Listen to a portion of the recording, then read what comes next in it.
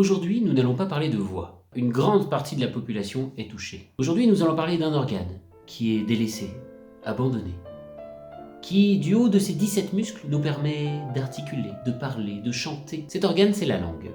Et il se trouve qu'une bonne partie de la population place mal sa langue. Alors vous allez me dire, de quoi je me mets là? Je veux dire, le mec, il s'occupe même de la langue, comment elle se place dans la bouche. Il est fou, le mec. Alors je vous en parle parce que ça peut créer des problèmes d'articulation, de dentition, mais également de posture. Ça va jusqu'au problème de voûte plantaire. Bon, de façon de mettre les pieds, si vous préférez. Comment c'est possible que juste comment la langue est placée, ça peut entraîner des problèmes dans mon dos, dans mes pieds? Que juste l'action de la langue dans la bouche, la façon dont elle est posée, peut entraîner tous ces problèmes-là. Déjà, il faut savoir que nous déglutissions tant de fois par jour. C'est énorme. Et que nous déglutissions, nous avalons notre salive grâce à notre langue, qui est composé de 17 muscles. Ces 17 muscles, lors de la déglutition, vont avoir une action sur l'ensemble des muscles qui vont être dans la bouche, certes, mais également dans la gorge. Ces muscles de la gorge qui sont reliés aux muscles du dos qui sont reliés aux muscles des fessiers, des jambes, jusqu'aux pieds. Donc ça, c'était pour les problèmes de posture et de voûte plantaire. Pour les problèmes de dentition et d'articulation, là où beaucoup de personnes sont touchées, ce sont ces problèmes-là qui font que nous sommes pour beaucoup à être passés par la magnifique expérience des bagues. Ah, cet appareil dentaire qui nous a fait mal jour et nuit, et qui pourtant n'a servi absolument à rien s'il n'y a pas eu de suivi orthophonique à côté. Et oui,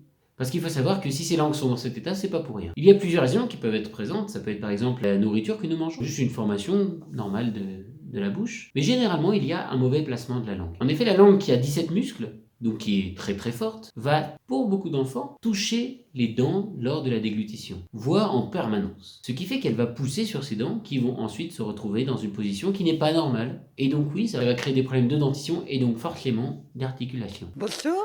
Alors comment savoir si nous sommes concernés par ce mauvais placement de langue? Eh bien, je vais vous faire un petit exercice, tout simplement, pour savoir cela. Je vais vous demander de fermer les yeux pour vous aider à vous concentrer. Vous n'êtes pas obligé si vous n'avez pas envie, car du coup la vidéo YouTube n'a plus aucun sens si vous avez les yeux fermés tout le long. Et vous allez essayer de sentir tous les composants de votre bouche. Vous allez essayer de sentir le contact de vos dents entre elles. Vous allez essayer de sentir le bas de votre bouche, qui s'appelle le plancher de la bouche, le palais, et vous allez essayer de sentir surtout votre langue. Dans quelle position est-elle? Est-ce qu'elle est sur le plancher de la bouche? Elle touche le palais? Elle est au milieu? Sur le côté? De l'autre côté? Ça pourrait faire une chanson. Est-ce qu'elle est en position droite? Est-ce qu'elle est en cuillère?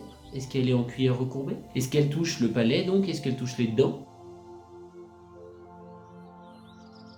Et maintenant que vous savez ça, vous savez dans quelle position est votre langue au repos, vous pourrez savoir si votre langue a une position normale ou pas. Alors si votre langue n'est pas dans la position que je dis exactement, ça peut ne pas être grave, évidemment, et vous pouvez largement continuer de vivre comme ça, parce que dans tous les cas, vous faites bien ce que vous voulez. Le simple but de cette vidéo, c'est de faire une vidéo de prévention pour que vous puissiez comprendre si vous avez des problèmes de dos ou de pied, que tout simplement ça peut venir de là, et que si vous ne faites pas de travail ici, mais que vous allez chez le podologue, le kiné, l'ostéopathe ou l'orthodontiste, ça peut être un travail qui va être vain, car c'est un travail qui va être incomplet et surtout, on ne va pas traiter la source du problème.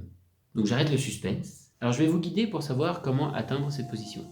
Vous allez tout d'abord mettre la langue entre vos dents.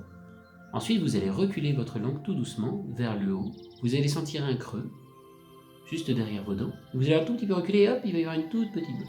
Cette toute petite bosse, votre langue, le bout de votre langue doit être sur le bout de cette bosse.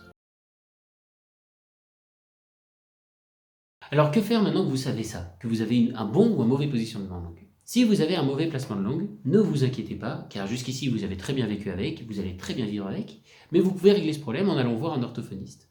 Si vous désirez que je fasse quelques vidéos d'entraînement de la langue sur comment bien la placer et aussi comment créer une nouvelle habitude, n'hésitez pas à le demander en commentaire, je le ferai avec plaisir. Merci encore. Merci beaucoup d'avoir regardé cette vidéo. N'hésitez pas à vous abonner si elle vous a plu. Aujourd'hui, ça fait 2 semaines que cette chaîne YouTube a ouverte. Et je tenais à vous remercier déjà de vous être abonné, de regarder mes vidéos. S'il y a des sujets que vous aimeriez voir abordés au niveau de la voix, au niveau de l'orthophonie, n'hésitez pas à les mettre en commentaire ou à me contacter via les contacts qui sont en description et je me ferai un plaisir d'y répondre.